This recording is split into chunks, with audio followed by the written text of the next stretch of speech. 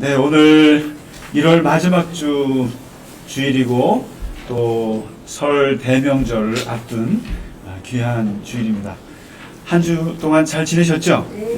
네, 오늘 이렇게 귀한 예배에 오신 교회 여러분에게 하나님 은혜가 함께 하실 줄 믿습니다.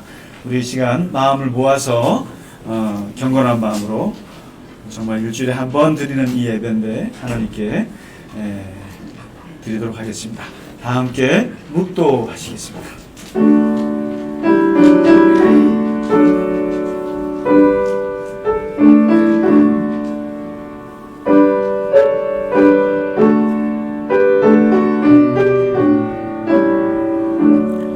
온 땅이여 여호와께 즐거운 찬송을 부를지어다.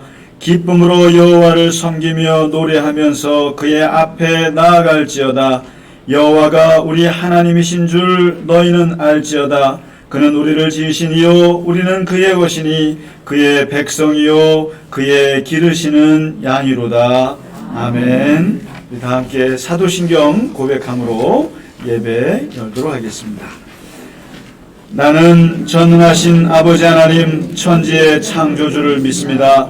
나는 그의 유일하신 아들 우리 주 예수 그리스도를 믿습니다.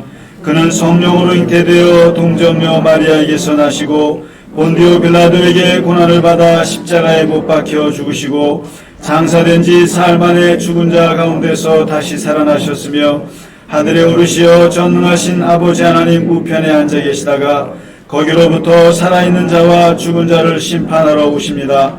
나는 성령을 믿으며 거룩한 공교회와 성도의 교제와 죄를 용서받는 것과 몸의 부활과 영생을 믿습니다.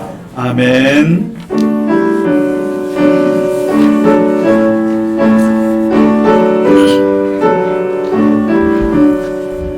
복의 근원 강림하사 찬송하게 하소서. 한량없이 자비하심 증량할 길 없도다. 천사들의 찬송가를 내게 가르치소서. 구속하신 그 사랑을 항상 찬송합니다.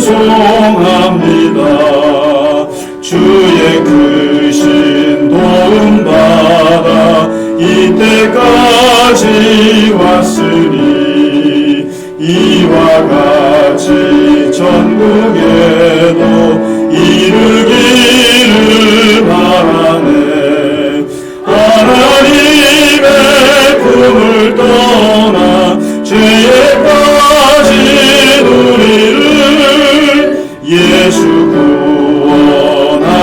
구원하시려고 보혈을 흘려주셨네.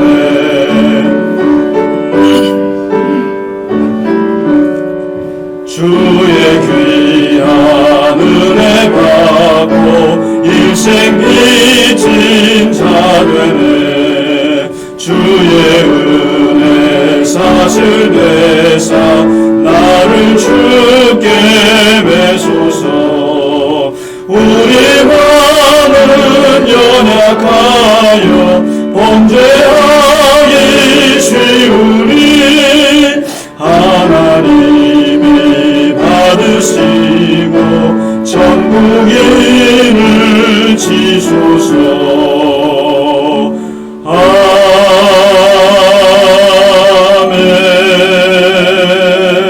아멘. 교동문 72번 이사야 58장의 말씀입니다. 내가 기뻐하는 금식은 흉악의 결박을 풀어주며 멍에의 줄을 끌어주며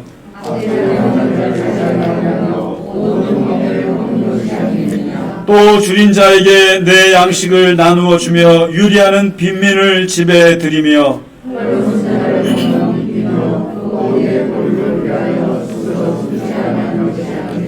그리하면 내 빛이 새벽같이 비칠 것이며 내 치유가 급속할 것이며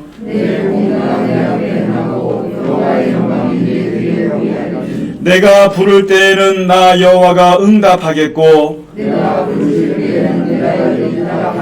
만일 내가 너희 중에서 멍에와 손가락질과 허망한 말을 제하여 버리고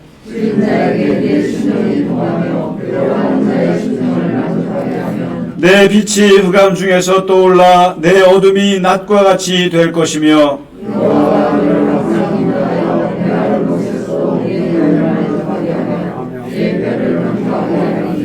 너는 물된 동상 같겠고 물이 끊어지지 아니하는 샘 같을 것이라. 아멘.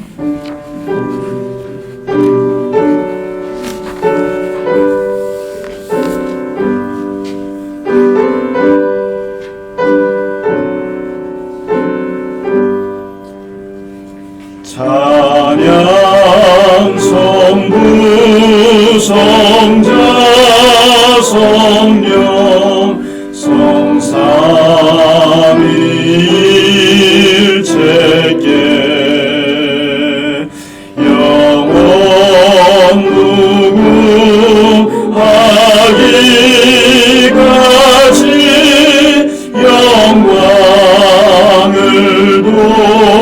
돌리세 영광을 돌리세.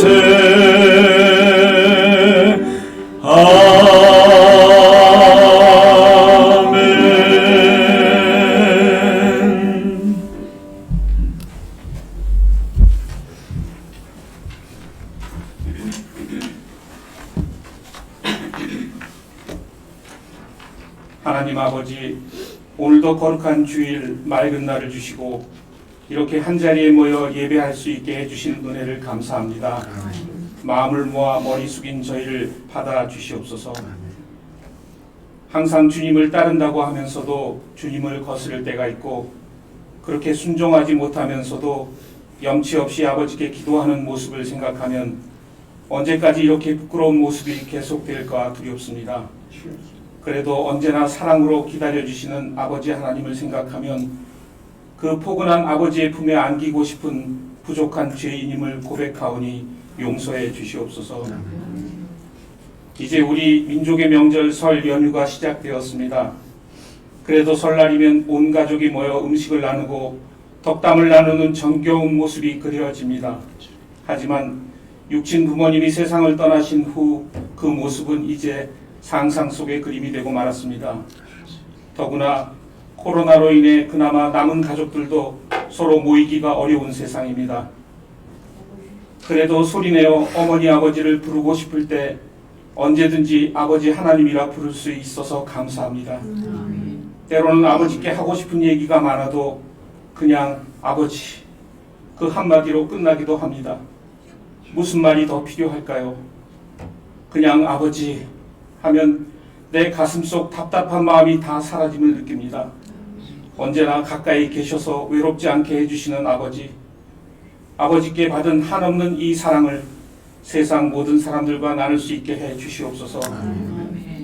항상 기도할 수 있고 언제나 찬양하게 해주신 아버지, 아버지의 나라가 이 땅에 하루속히 임하게 우리의 입에서 기도와 찬양이 끊이지 않게 해 주시옵소서.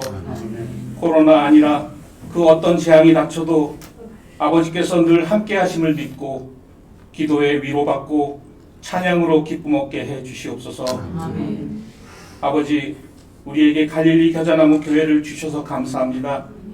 비록 작은 공동체이지만 우리의 기도가, 우리의 능력이 하나님의 비전을 이 땅에 펼치는데 큰 역할이 될 수 있게 해 주시옵소서. 세상에 많은 교회들이 비난을 받고 있지만 항상 두렵고 떨리는 마음으로 말씀을 받고 믿음으로 실천하여 교회가 서로 용서하고 화해하고 사랑하는 일에 진정한 소금과 빛이 되게 해 주시옵소서. 나라의 지도자를 뽑는 일도 중요하지만 누가 되든지 더 이상의 반목과 질투는 없게 해 주시고 아버지께서 특별히 택하신 이 민족, 특히 주는 그리스도시요 살아계신 하나님의 아들이라 고백한 모든 기독교인들이 앞장서서 사랑으로 하나 되게 해 주시옵소서. 오늘도 사랑하는 목사님을 통해 전해주시는 말씀이 우리의 영혼을 바르게 세워주시고 교회를 위해 항상 애쓰시는 목회팀과 영상으로 함께하는 모든 교우들에게도 성령 하나님의 은혜가 항상 함께 하시옵기를 바라며 예수 그리스도 이름으로 기도합니다. 아멘.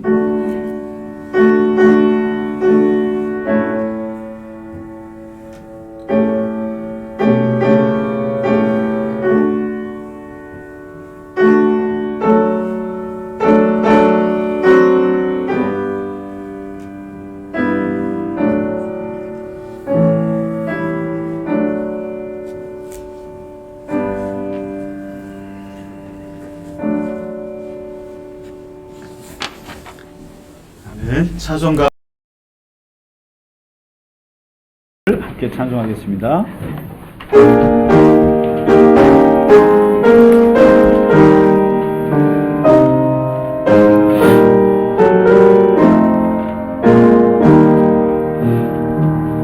주 예수여 은혜를 내려주사 고충 많게 하옵소서. 이슬이고 목마른 나의 맘에 주 성령을 부으소서. 주 예수여 충만한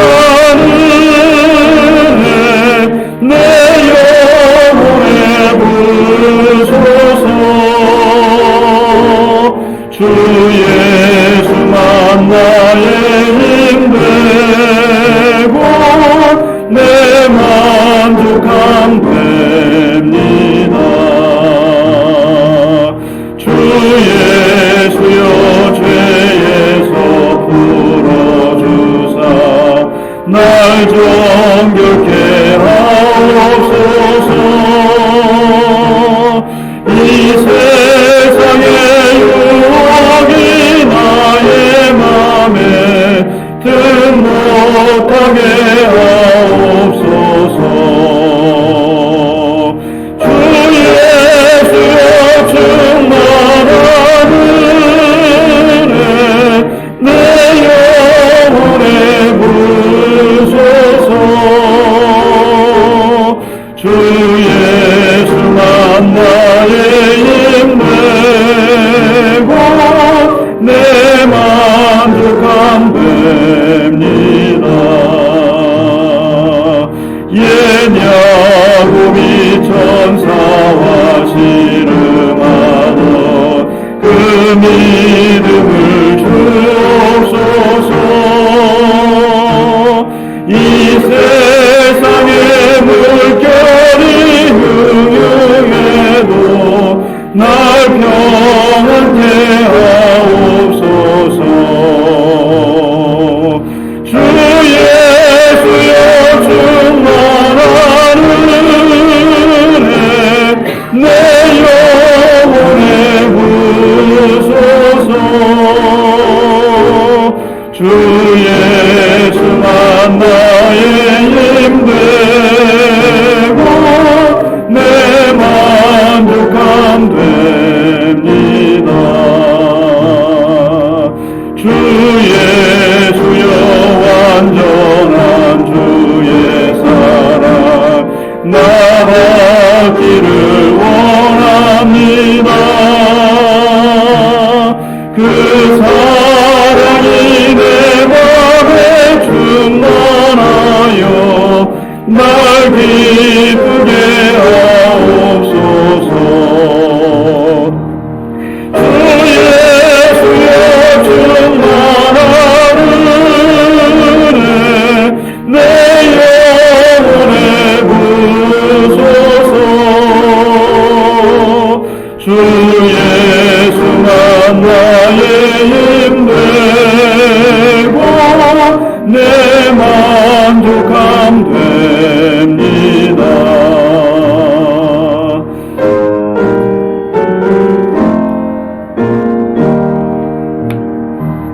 내 마음에 임하신 주의 성령 늘 계실 줄 믿습니다. 그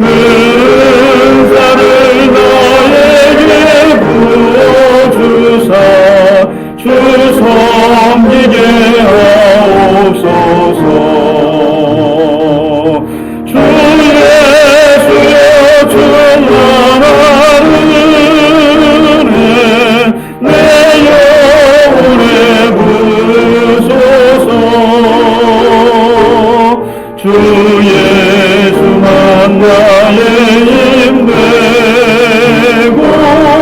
내 만족함 됩니다. 아멘. 오랜만에 5절까지 불러보시니까 어떠세요? 좋아요. 숨 막히세요?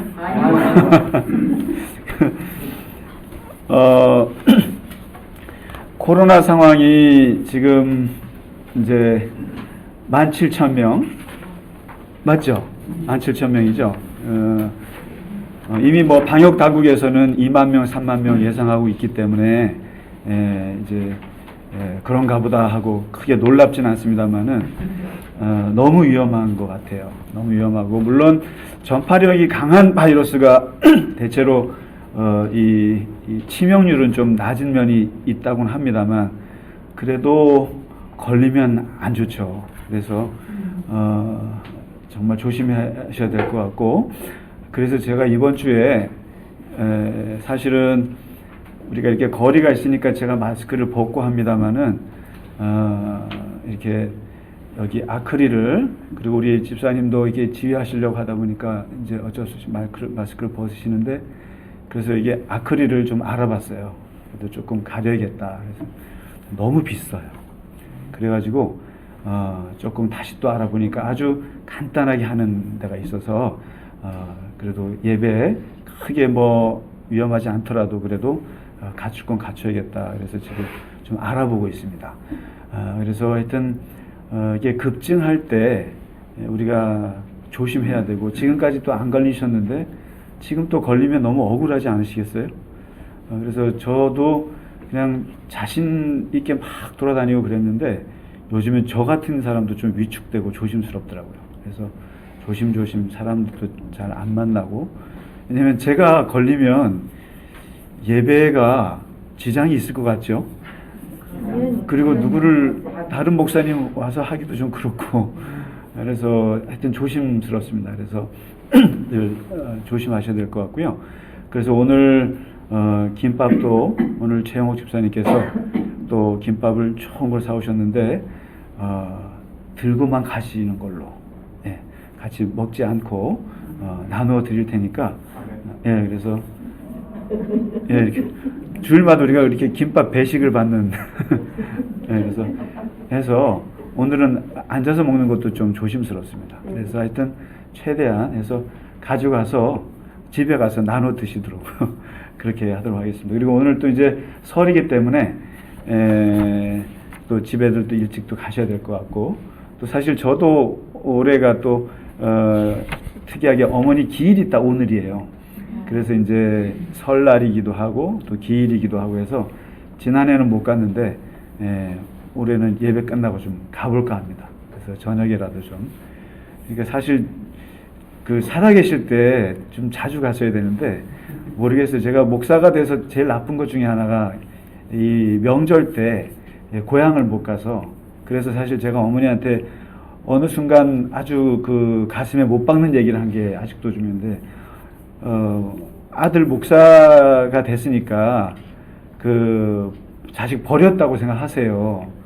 그러니까 갈 때마다 그 명절 때마다 사실 지금 제가 애비가 돼 보니까 조금 그거를 얼마나 보고 싶으셨는데 그 표현은 못 하고 근데 제가 예를 들면 명절 때마다 새벽기도 인도해야 되고 또 이게 교회 사역이라는 게 명절하고 상관없이 그러니까 그게 참 안 좋은 거죠. 그러니까 항상 못 가고 그러니까 제가 그냥 아예 저 스님들도 출가하면은 집 떠나는 거 아니냐 목사도 떠났다고 생각하세요 하고 그렇게 했는데 그게 되게 가슴 아프게 했던 말 같아서 근데 지금 간들 무슨 소용이 있겠어요. 근데 후회스러운 마음으로 이제 좀 그렇습니다. 그래서 하여튼 오늘은 가서 형님이라도 좀 만나서 같이 좀 위로라도 해야 되지 않나 싶기도 하고 또 간 김에 또 마침 그쪽 동네에 우리 교인 분들이 2 가정이나 사세요. 물론 3개월짜리 가정도 계시고 한데 홍부미 권사님 계시고 또 우리 저 박 집사님, 최 집사님, 정선이 계신데 내일 좀 만나 뵙기로 했어요. 그래서 얼굴이라도 좀 뵙고 와야 제 마음이 좋을 것 같아서 가서 신방도 할 겸 그렇게 해서 다녀오도록 하겠습니다. 어디 멀리 못 가시죠? 네, 예, 예. 저만 멀리 가는 것 같은데 아무튼 건강하게 설 잘 쇠시고 하여튼 코로나 걸리지 마시고 그렇게 하시면 좋겠습니다.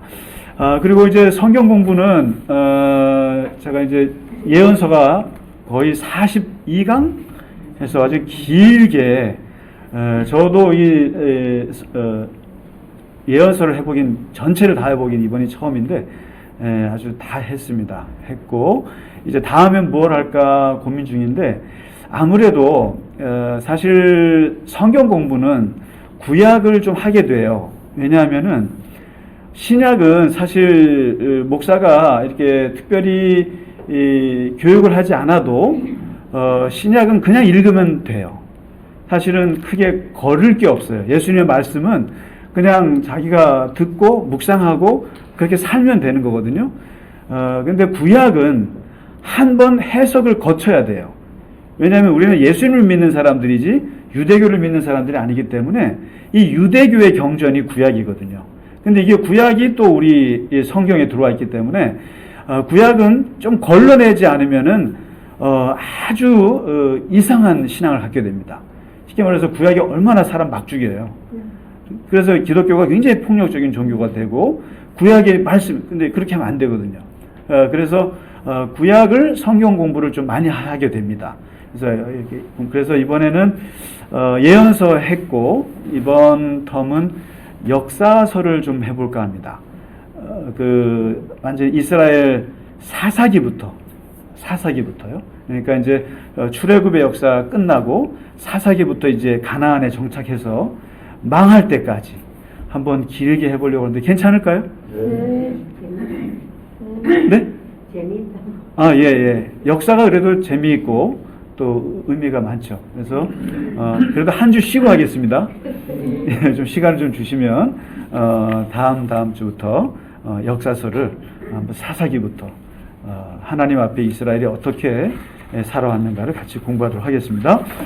네, 우리 옆에 교우분들하고 같이 인사하실까요? 새해 복 많이 받으십시오. 이번에도 새해 복 많이 받으시고 축복합니다. 건강하시고 설 잘 쇠시기 바랍니다. 오늘 이제 복에 대한 설교 마지막 설교인데요. 오늘 팔복에 대한 말씀인데 오늘 이것을 같이 찬송 하나님께 드리겠습니다.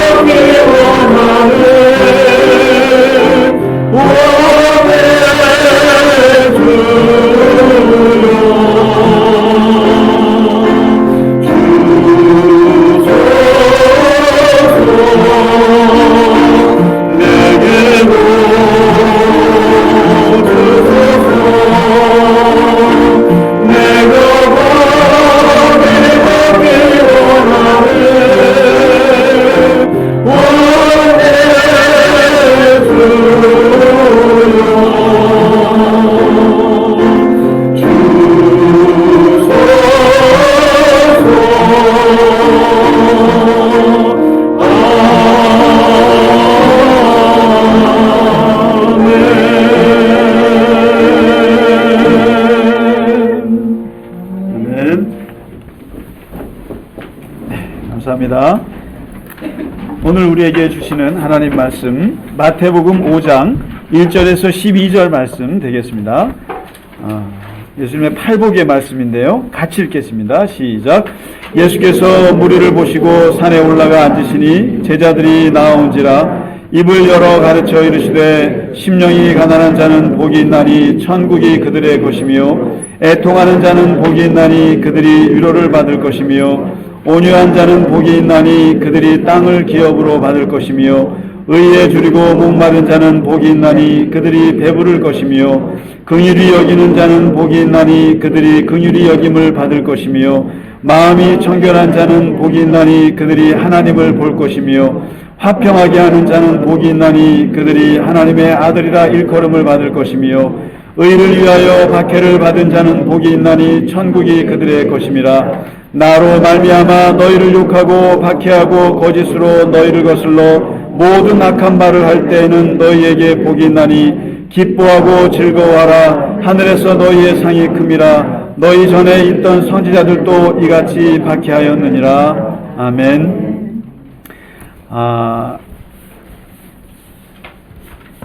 예수님의 이 산상수훈의 첫 서론에 되는 말씀이 이 팔복의 말씀인데, 이 팔복으로 이제 알려져 있습니다만은 사람들에 따라서 어떤 사람들은 칠복으로도 얘기하고 어떤 분은 구복이라고도 얘기를 합니다.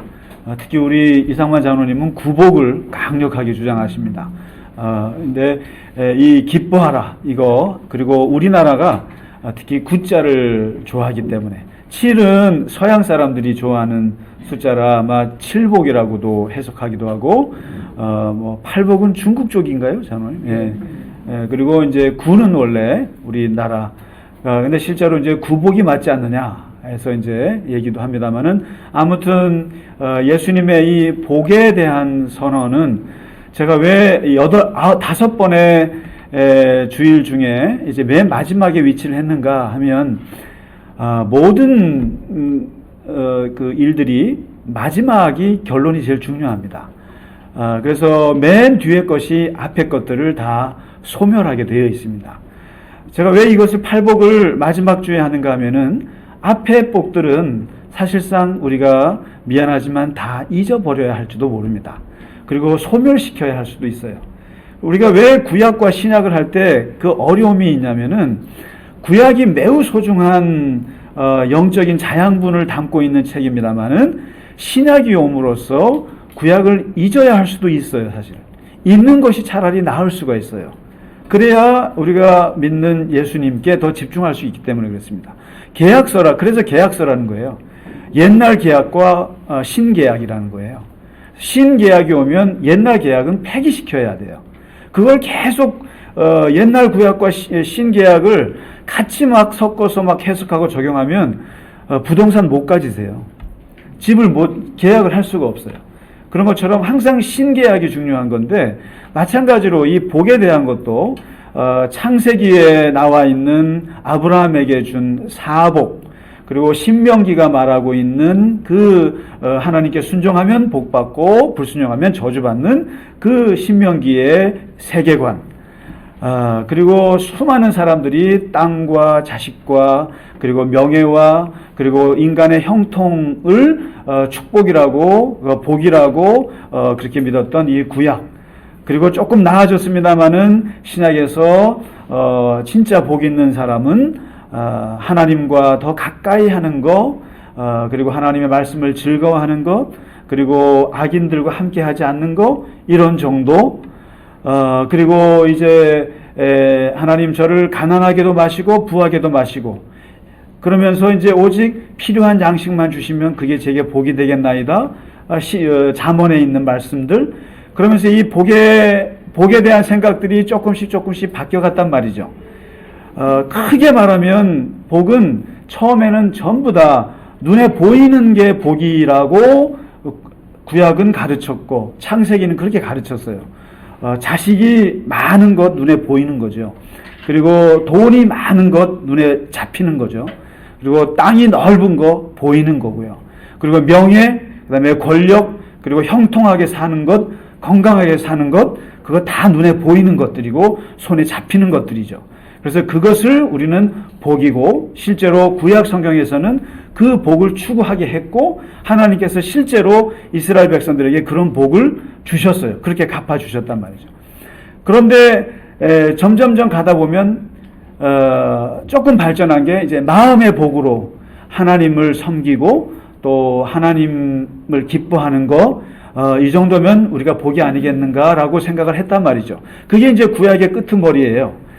그러다가 이제 신약에 와서 오늘 예수님께서 선포하신 이 예수님의 사역 전반에 당신이 산상수훈과 또 수많은 제자도의 말씀과 그리고 선교에 대한 말씀과 종말에 대한 말씀, 마태복음에 6개의 큰 설교가 있는데 그 설교의 첫 서두를 복으로 시작하시는데 그 복 자체가 오늘 첫 구절부터가 벌써 구약에 있는 복을 확 박살을 내는 복이에요. 이게 완전히 새로운 복의 패러다임. 여러분 패러다임이 뭔지 아시죠?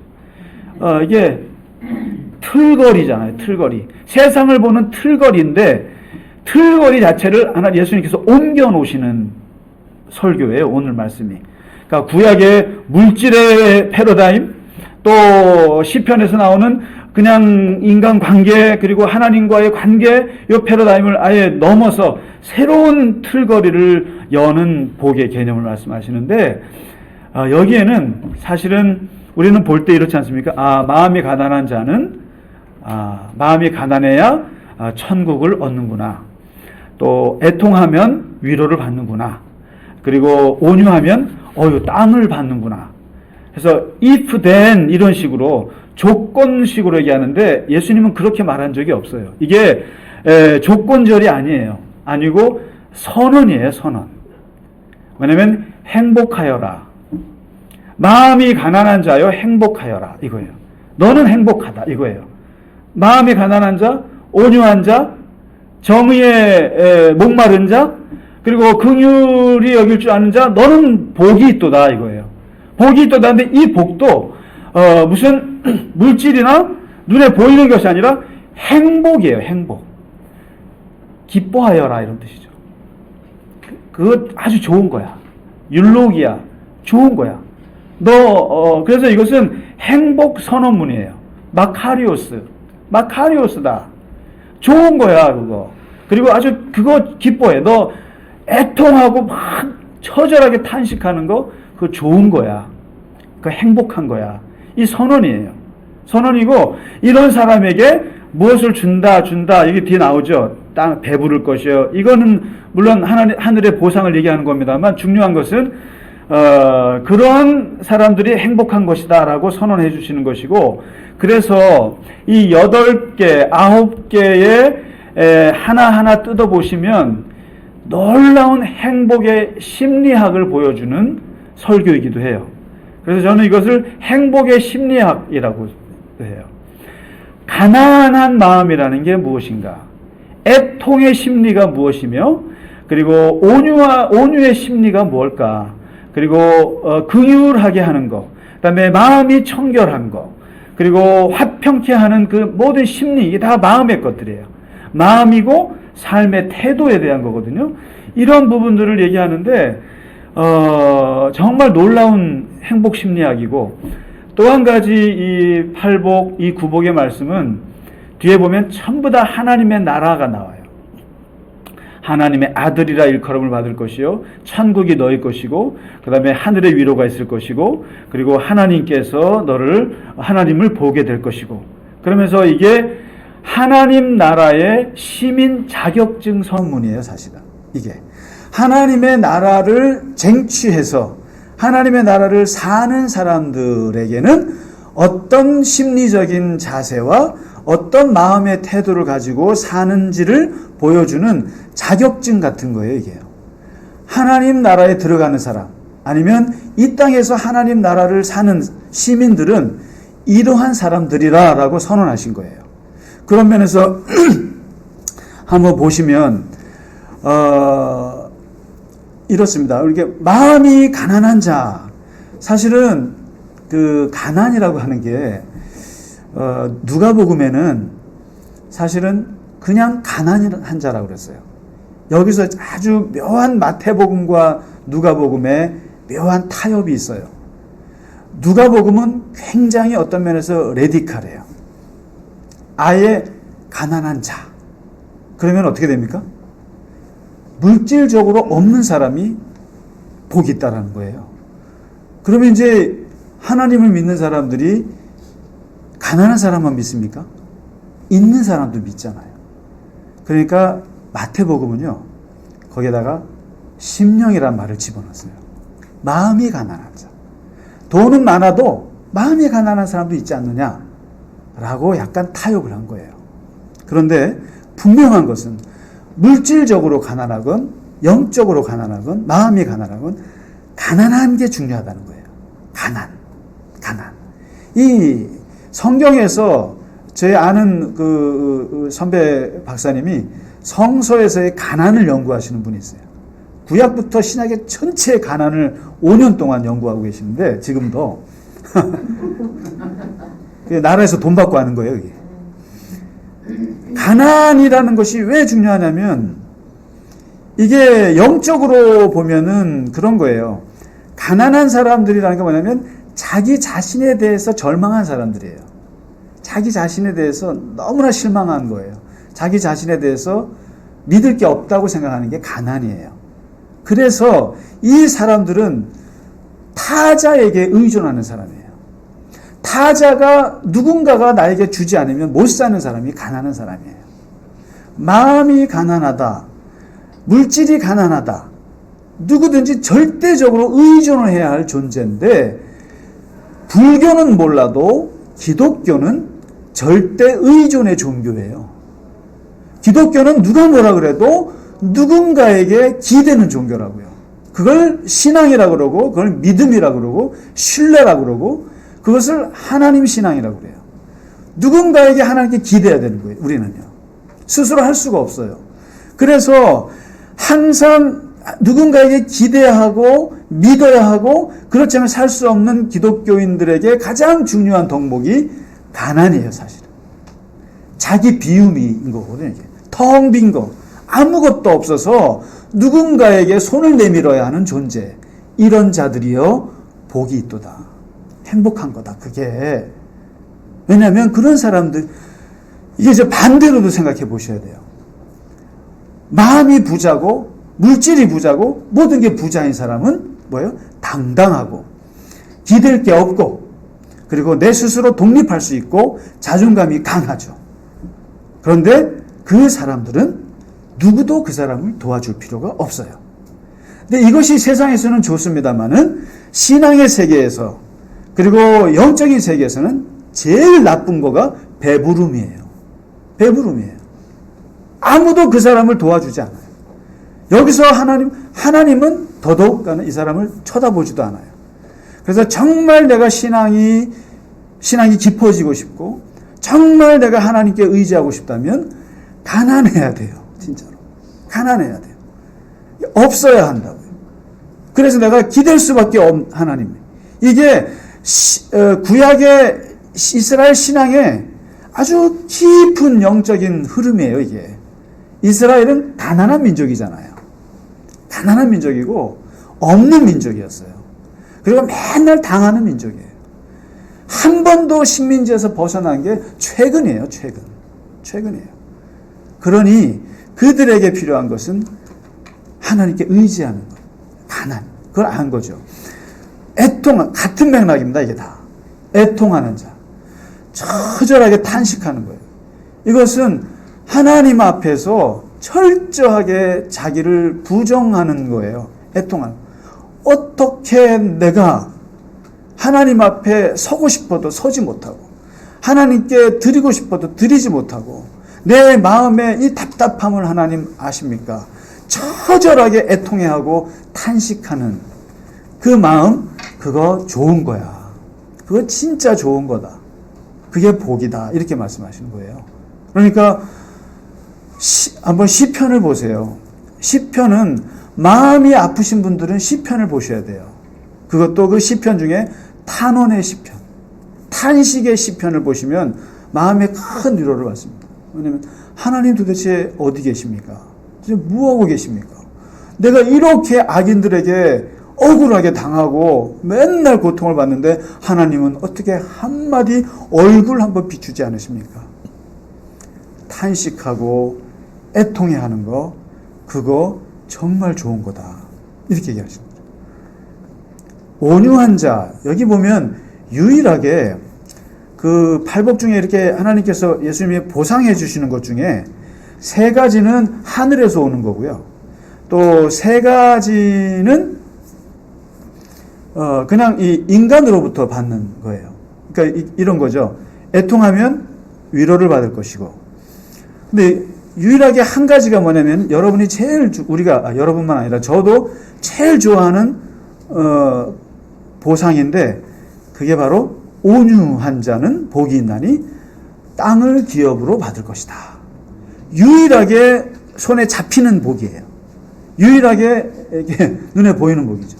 그러니까 이제 팔복 중에 나는 온유할래라고 하시는 분들이 있어요. 그러면은 땅을 기업으로 주신대. 그러면 이 땅이 우리가 좋아하는 부동산일까요? 부동산일까요? 이게 땅이기도 하지만 뜻은 세상이란 뜻도 있어요. 그러니까 그래서 그나마 예수님의 팔복 중에 마음에 드는 건 이거네. 온유한 자 복이 있나니 땅을 주신다니까 이 땅이 돈이고 돈이 땅이고 그거죠. 그러니까 요 부동산 요거 하나만 내가 좀 잘해야겠다. 그래서 마음 온유하게. 근데 그러시면은 좀 곤란하죠. 중요한 건 예수님은 한 평도 자기 집을 가진 적이 없으신 분한테 여러분 부동산 달라고 기도하면 예수님 민망하십니다. 민망하세요, 진짜로. 그런 기도하지 마세요, 진짜로. 아니 나도 머물 땅 집, 쉽게 말해서 고시원 하나도 그런 한 평짜리 집도 못 살았던 나한테 30평짜리 집 달라고 하면 내가 어떻게 하겠어. 이제 농담 같습니다만은 사실이에요. 그러니까 예수님께서 그런 땅을 얘기하셨겠는가? 그거는 아닐 거란 말이에요. 근데 분명한 것은 뒤에 주는 보상은 둘째치고 앞에 부분이에요. 온유한 자. 이게 뭐냐면 온유라는 말을 오해를 많이 하는데 그냥 사람이 그냥 이것도 좋고 저것도 좋고 이렇게 생각하는 게 온유가 아니라 온유는 모세를 보고 온유하다 그랬거든요. 근데 그 온유라는 말의 뜻은 말의 재갈을 물린다라는 뜻이에요. 모세가 원래 온유한 사람 아닙니다. 아시잖아요. 사람 죽이는 사람이에요. 분노하는 사람이에요. 근데 그런 사람을 40년 동안 하나님이 입에 재갈을 물렸죠. 왜냐하면 온유라고 하는 것은 후천적으로 하나님에 의해서 우리가 재갈을 물려서 사람이 뭐라 그래야 되나요? 길들여진 상태가 온유예요. 원래 태어나면서부터 온유한 사람은 없습니다. 하나님으로부터 우리가 연단받아서 이게 길들여진 상태를 온유하다고 그래요. 그러니까 이런 사람이 하나님께 절대 복종하죠. 왜냐하면 무서워서. 하나님께 절대 복종합니다. 그리고 아무리 이렇게 세상을 막살하는 것 같아도 하나님이 약간 무서워요. 그래서 뭔가 잘못하면 하나님께 내가 혼나겠다, 또 재갈 물리겠다 싶은 마음이 있어서 함부로 못하고 내가 함부로 내 길을 선택하지 않는 사람, 이런 게 온유거든요. 이런 사람은 이 세상을 너에게 줄 것이다. 이런 말씀을 하시는 거거든요. 온유한 자. 그리고 정의에 굶주린 사람. 그러니까 이게 의의 줄이다 그러니까 좀 막연한데 정의에 목마른 사람. 참 이게 오늘날 정말 필요하죠. 그러니까 많은 사람들의 관계가 불의 관계가 너무 많은데 거기서 올바른 관계를 거기에 목말라 하는 사람. 이 사회가, 이 나라가, 우리의 관계들이 제대로 쫙쫙 펴면 좋은데 가는 게 있으면 오는 게 있고 그리고 역지사지가 있고 아주 정말 윤리적이었으면 좋겠는데 이게 다 비틀어져 있는 사회 관계를 보면서 힘들어하는 사람, 그거 좋은 거야. 그거 복 있는 거야. 만일에 그런 게 없다면은 사실 죽은 사람이라. 예수님이 그걸 얘기하세요. 정의에 목마른 사람 배부를 것이다. 긍휼, 그러니까 연민의 느낌이잖아요. 근데 단순히 연민의 느낌이 아니라 이 긍휼이라는 말은 성경에서 말하는 컴패션은요, 지나가는 사람이 죽는 거 보고 아이고 안 됐네, 아이고 불쌍하네, TV에서 뭐 나쁜 뉴스를 보면 아이고 어쩌면 저러나, 그 발을 동동동 구르는 것이 긍휼이 아니라, 여기서 진짜 말하는 긍휼은 달려가는 걸 말해요. 사실은 달려가는 사람, 손을 내미는 걸 말해요. 여러분, 옛날에 플리처상을 받은 사진 중에 하나가 있는데, 그거 보면 너무 가슴이 아픈데, 보통 전쟁터에 그런 참혹한 것들을 사진을 찍어서 플리처상을 받는 게 많거든요. 그런데 제가 본 그 사진 중에 아주 인상적이었던 게, 아프리카 어딘가에서 기근이 너무 심한데 거기서 그 한 2-3살짜리 아기가 너무너무 굶어가지고 이렇게 앞에서 꼬부러져 있는데, 거기 뒤에 뭐가 있어요? 독수리가 탁 있어요. 독수리가 이제 애를 잡아먹으려고, 기근에 허덕이는 아이를 잡아먹으려고 독수리가 탁 서 있는데, 그거를 기자가 찍었어요. 그걸 보고 많은 사람들이 너무 안타까워하고 불쌍해하고, 그런데 이 필리처상을 받은 이 기자가 이것 때문에 상도 받았지만 욕도 먹었어요. 무슨 욕을 먹었겠어요? 너 아이를 구했냐? 네. 그 도덕적 비난 앞에 맞닥뜨린 거예요. 긍휼이라는 것이 무엇이냐? 사진 찍으면서 안타까워하고 불쌍해하고 가슴 치고, 그게 긍휼이 아니다. 가서 얼른 독수리 내쫓아야지. 물론 거기엔 사정이 있겠죠. 그래서 아마 제가 듣기로는 그 기자가 나중에 무슨 뭐 우울증 걸렸다는 말도 있고, 뭐 자살했다는 말도 있고, 뭐 그렇습니다. 그게 너무 고통스러워서. 그러니까 긍휼을 여긴다, 이게 컴패션을 한다, 이것은 아이고 불쌍하다, 아이고 어쩌나, 이게 아닙니다. 단 무책임한 연민의 느낌들이 아니고 선한 사마리아인이 그 강도 만난 자에게 가서 약을 발라주고 가서 닦아주고 그리고 치료비를 주는 행위가, 그걸 일컬어서 긍휼이라고 합니다. 긍휼. 그런 사람은 진짜 복이 있는 사람이다, 이렇게 말씀하신 거예요. 그럼 너도 불쌍히 여김을 받을 것이다. 청결한 자, 그러니까 사람들이 청결하다 그러니까 손 잘 씻고 결벽증 환자라고 생각하는데 아니에요. 여기서 말하는 청결은 마치 이스라엘 사람들은 청결하면은 손 씻는 거 있잖아요. 정결 예식, 그걸 청결하다고 생각해요. 그런데 여기서 예수님 말씀하시는 청결은 그런 의미가 아니라 관계에서의 청결이에요. 왜냐하면 단순하고 집중하는 거예요. 이게. 누군가를 바라보는데 집중해서 바라보는 걸 청결이라고 해요. 그래서 신앙에서 청결한 사람이다 그러면은 마음이 복잡하지 않고, 그리고 흐트러 있지 않고, 오직 마음이 단순해서 하나님밖에 모르는 사람, 하늘밖에 집중해서, 그러니까 이런 사람들은 뭐예요? 하나님을 볼 것이요. 그래서 이게 여러분, 어린아이들이 왜 하나님을 잘 본다 그러지 않습니까? 어린아이들이 영적으로 맑다 그러잖아요. 그리고 어린아이들이 귀신도 잘 보고 천사도 잘 보지 않습니까? 왜 그렇습니까? 목욕을 잘해서요? 아니에요. 애들이 더 더러워요. 아이들은 단순하기 때문에. 요즘 아이들은 덜 단순한 것 같긴 한데, 그나마 아이들이 단순하고 그리고 집중력이 있는 거. 그렇기 때문에 이 아이들이 영적으로 맑은 거예요. 봐요. 그래서 여러분, 교인분들 중에서도 이 영적으로 이렇게 보시는 분들, 환상을 보시는 분들을 보면 저는 그렇게 보고 싶어도 못 봐요. 근데 저도 제가 복잡하다는 걸 제가 알아요. 근데 아주 단순하고 깨끗하고 이런 분들이 뭘 봐요. 그잖아요. 하나님을 볼 것이요. 이게 그냥 추상적인 의미가 아니라 진짜 하나님을 봐요. 영적인 눈이 열려 있어요, 이런 사람들. 그래서 단순해야 된다. 그래서 기독교 신앙에서 중요한 게 단순한 삶.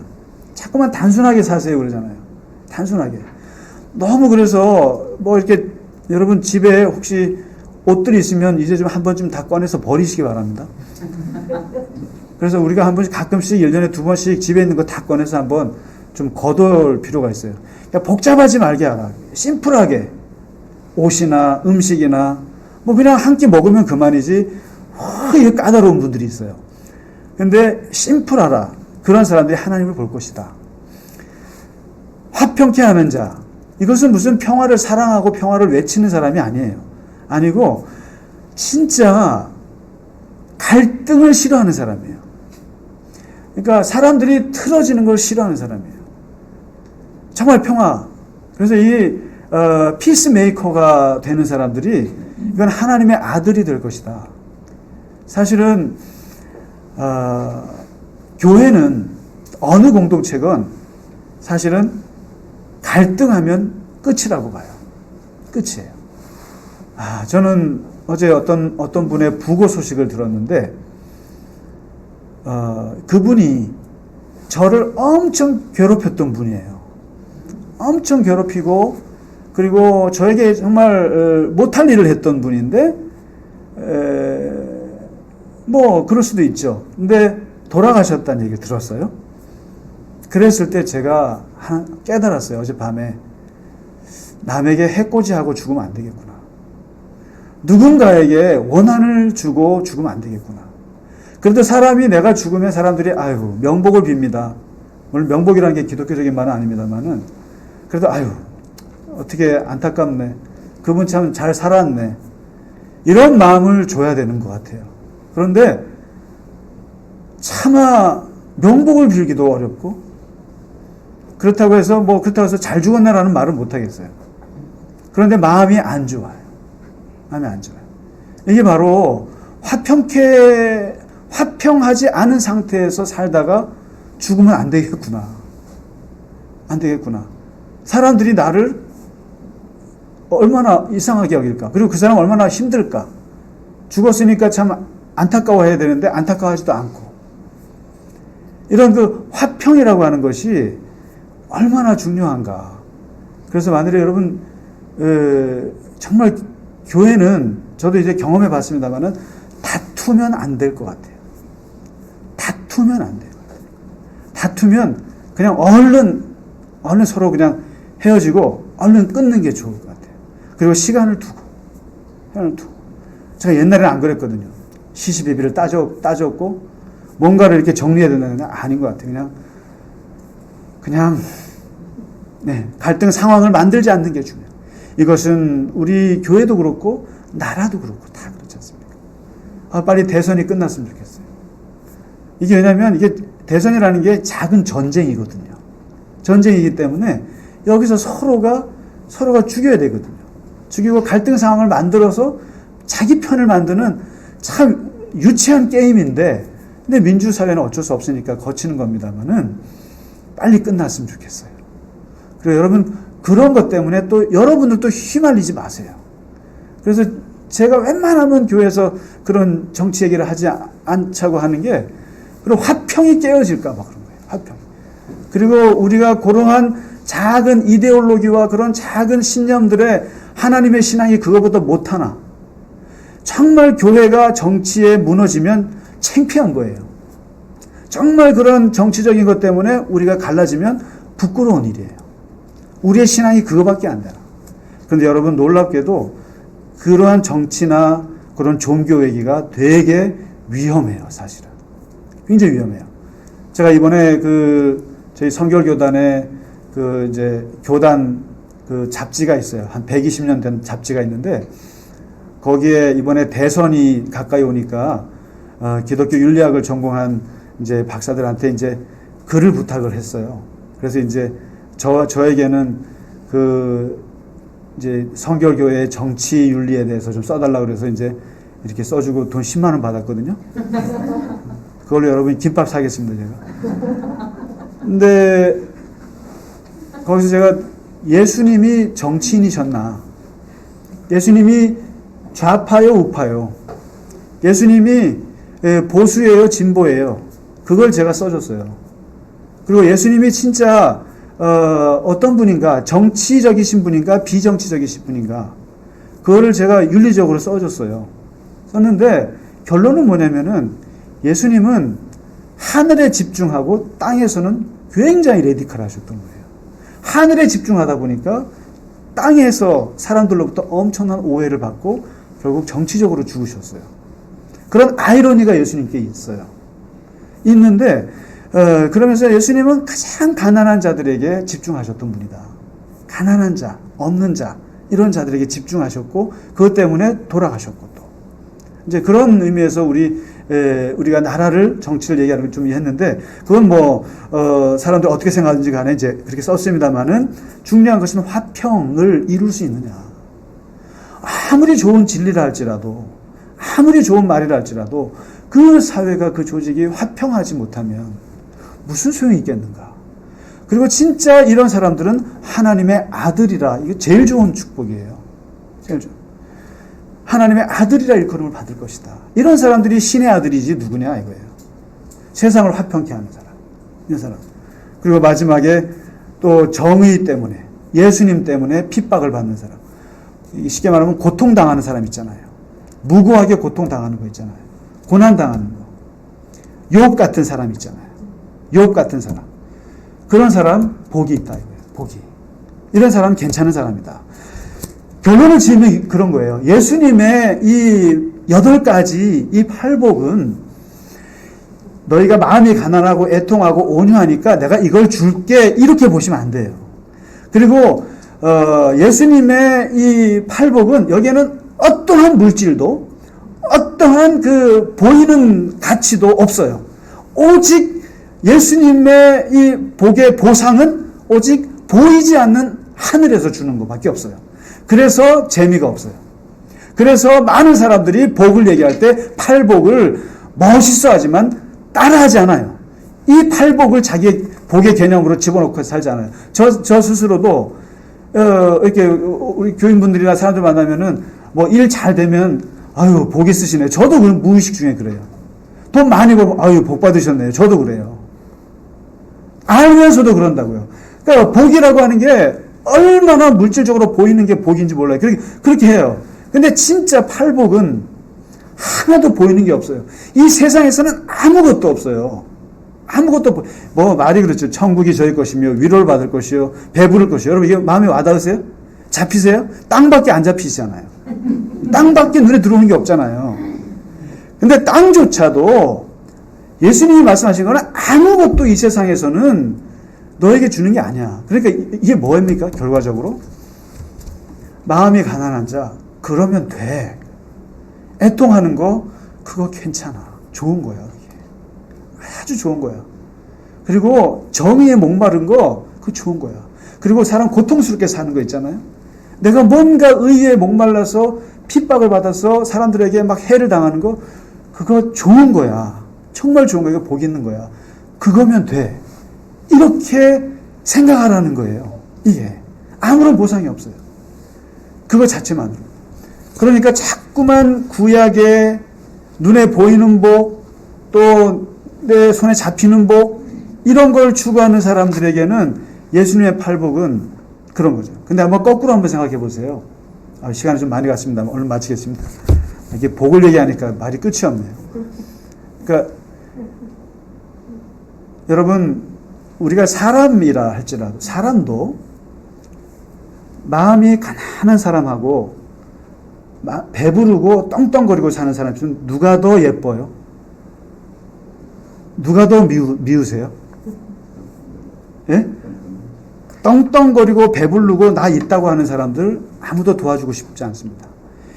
애통하는 사람하고 만사에 즐거워하고 그냥 기뻐하고 매일같이 그냥 훌알라거리는 사람하고 둘 중에 누가 더 예뻐요? 누가 더 미워요?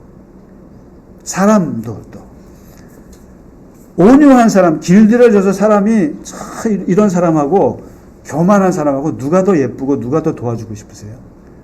이거 똑같은 거라는 거예요. 그러니까 예수님 말씀하신 것은 사람을 막 불쌍히 여긴 사람은 내가 봐도 그 사람이 불쌍해요. 그래서 그 사람을 도와준다는 거거든요.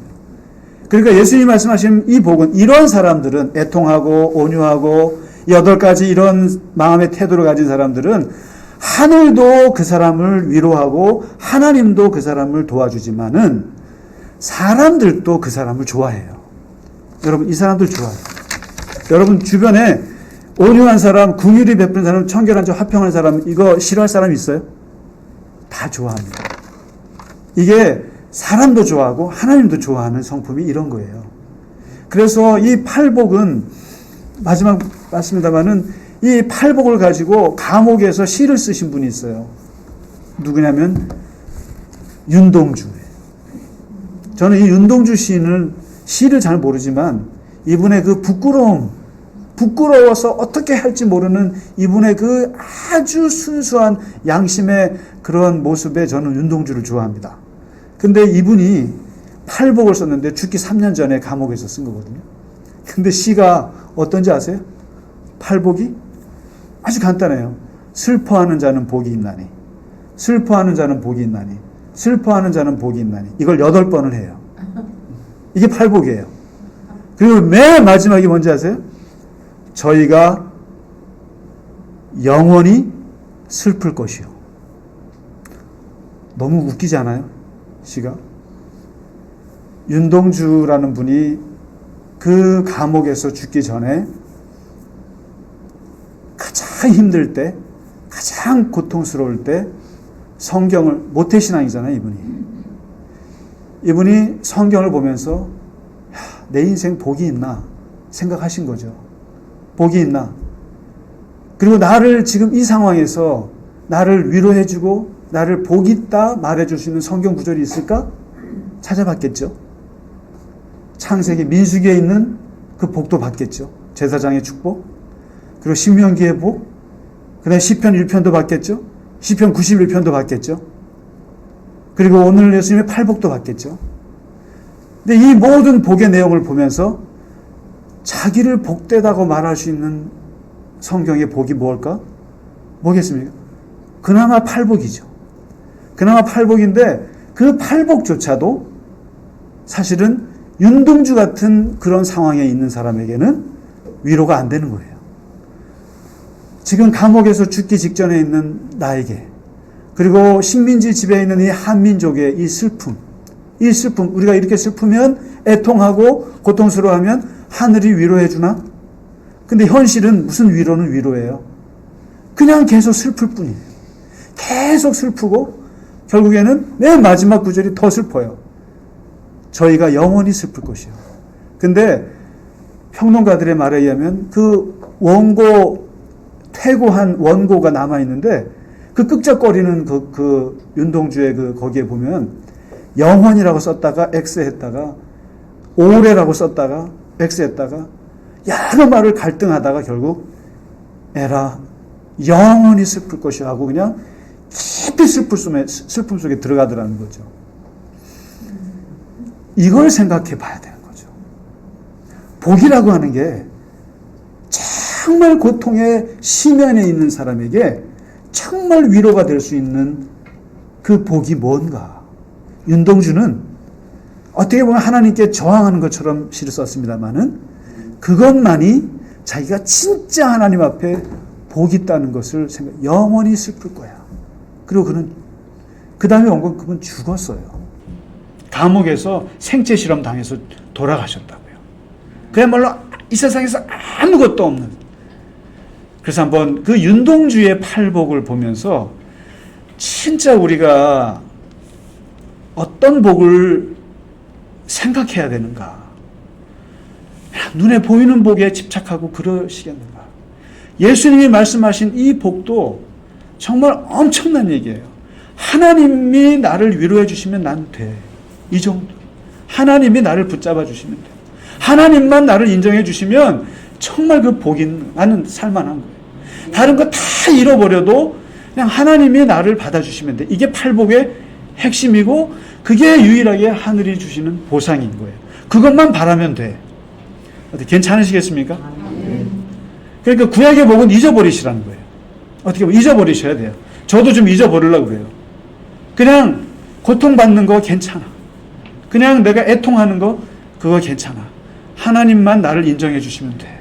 그게 복이라고 그냥 아예 마음을 굳히고 살라고 그래요. 그래서 그냥 앞에 4주의 설교는 잊어버리시고 오늘 예수님의 팔복, 이 팔복으로 복의 나의 가치관으로 삼으시기를 간절히 바랍니다. 어려우시겠습니다만 그래도 이 복이 진짜 복이라고 믿습니다. 네, 오늘 정말 길었습니다. 죄송합니다. 네, 우리 같이 주께서 가르쳐 주신 주기도문 함께 하시고 하나님께 봉헌하고 예배 마치겠습니다.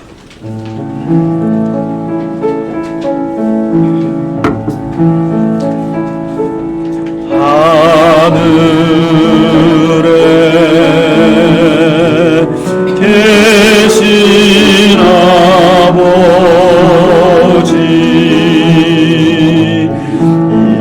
이름 거룩하사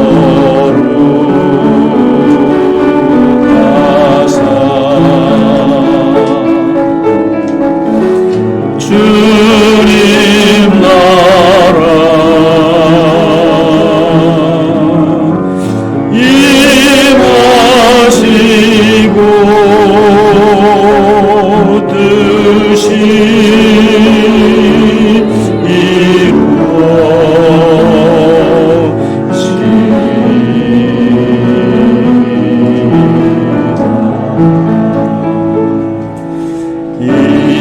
일용할 양식 주시고 우리들의 큰 죄 다 용서하시고 또 시험에 들게 하시고 악에서 구원하소서. 주의 나라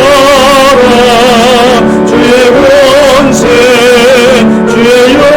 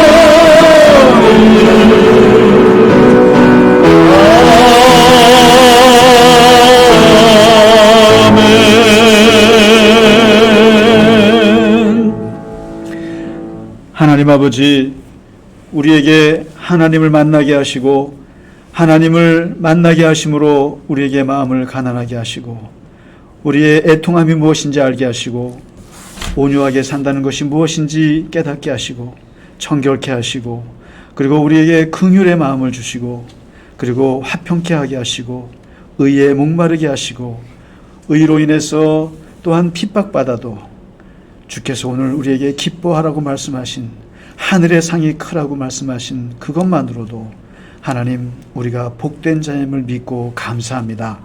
하나님, 우리는 손에 잡히는 복은 없어도 손에 잡히는 것들은 없어도 하나님, 우리가 오직 하나님만 바라보고 하나님께서 우리를 위로하시는 것만으로도 감사하고 복 있는 자로다, 우리가 행복한 자로다, 우리가 기뻐할 수 있는 하늘의 복을 우리에게 주신 것을 하나님 감사합니다.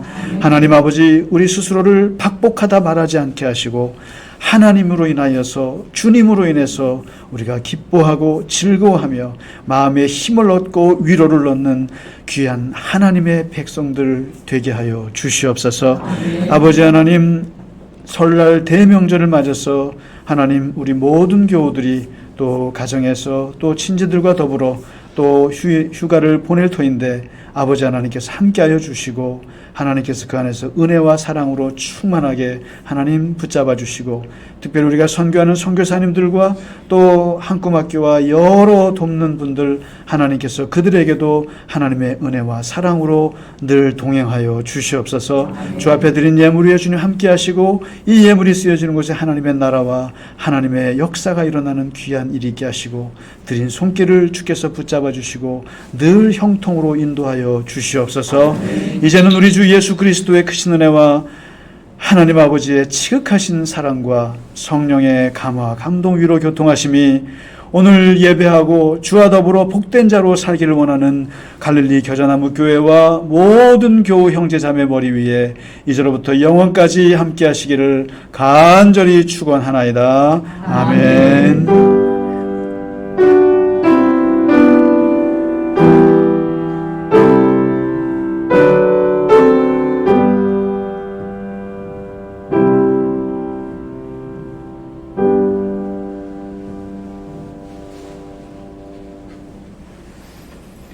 네, 예배를 마칩니다. 설 잘 쇠시고요. 새해 복 많이 받으시고 한 주 승리하시기 바랍니다. 감사합니다.